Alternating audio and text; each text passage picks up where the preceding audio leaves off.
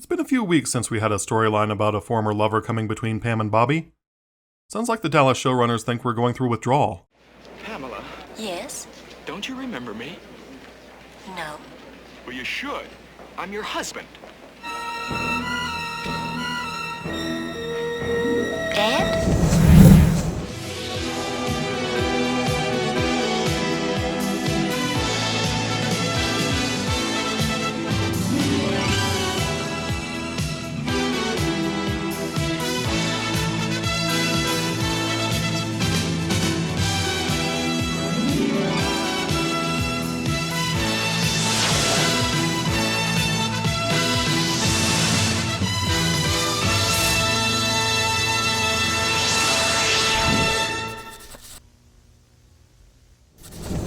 Bobby is recovering from a hard day on the ranch with a massage from Pamela because Patrick Duffy leads a charmed life.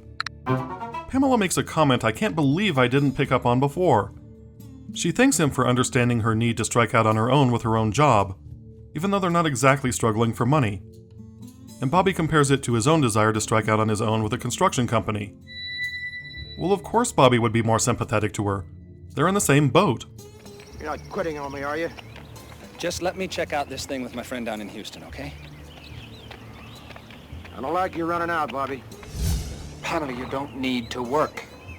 Are you telling me what I need? The next morning, a mysterious stranger approaches Aunt Maggie and inquires about Pamela. She tells him that Pamela is a Ewing now and probably doesn't want any of what he's selling. Jock is having difficulty adjusting to life after the heart attack, including a no-salt diet and not ordering Bobby around.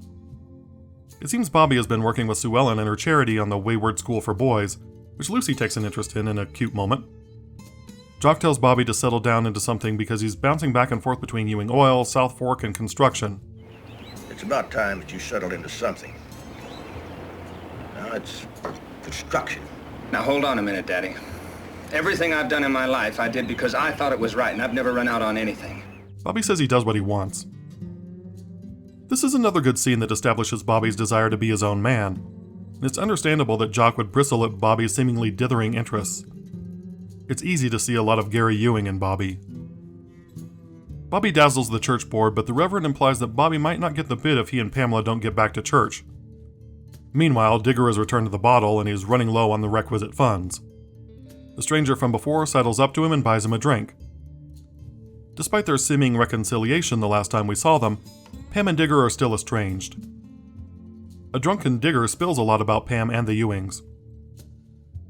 Bobby tells Pam that they're going to have to become church-going citizens if they're going to get that contract, and she agrees to help him however she can.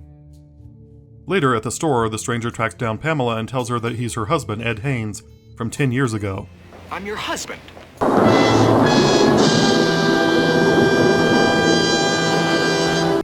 Pam says she had the marriage annulled, but Ed said he had no idea since he was a Vietnam POW.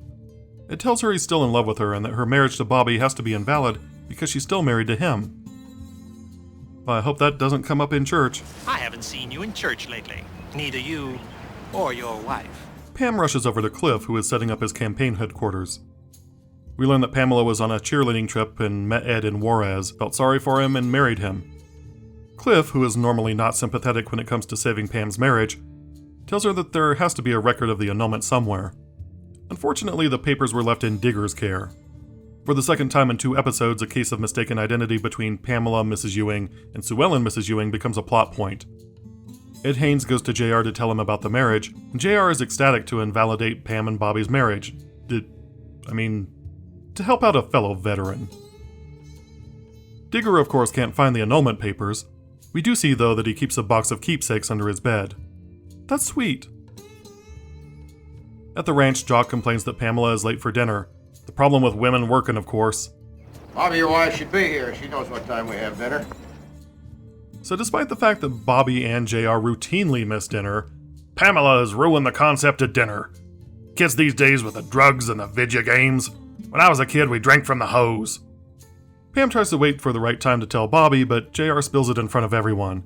To his credit, Bobby tries to cover for Pam by saying that she told him a long time ago, but secretly he's furious. Of course, because Bobby is perfect, he's less furious at her, and more furious that he might not be legally married to her.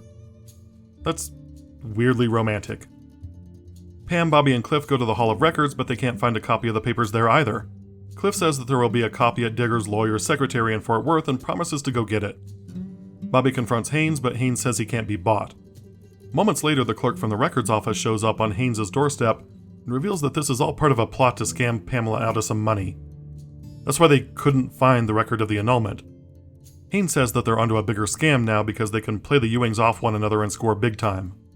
Cliff shows up at South Fork, triggers Jock's anger, flirts with Sue Ellen again. You do have a way of popping up at the oddest times. Like a defective toaster?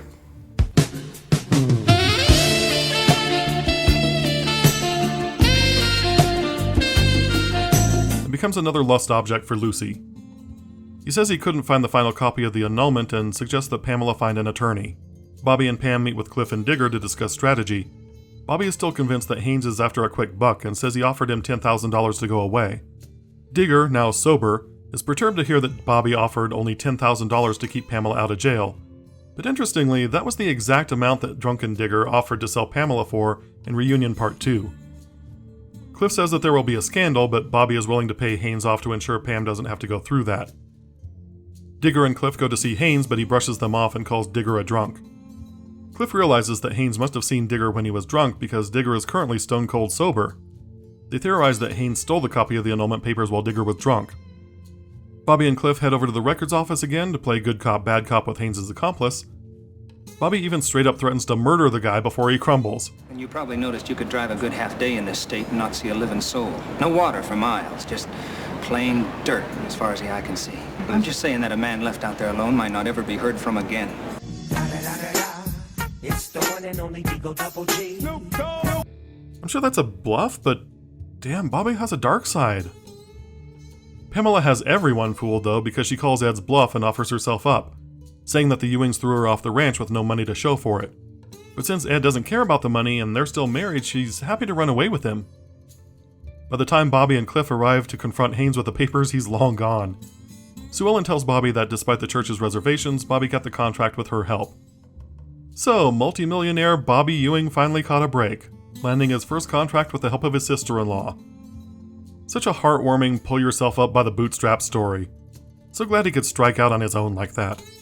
Despite the subject matter, Double Wedding is a comparatively breezy episode. Victoria Principal does a fine job, especially in the scene where she begs JR not to expose her in front of the family. Her fiery performance where she calls Haynes' bluff is also quality acting. I do like that, despite previously unmentioned skeletons popping out of the closet for both Bobby and Pam, neither really tries to shame the other for past mistakes. Their anger is always focused in the present and on things that they can control now. And despite their occasional raised voices at each other, they rarely view each other as the problem, instead focusing on the existential threats to their marriage as mutual problems that they must solve together. That's a healthy approach to problem solving. Double Wedding, despite being something of a recycled theme already this season, ends up as a fun, self-contained episode that even includes a fun kicker at the expense of JR, something that's always welcome.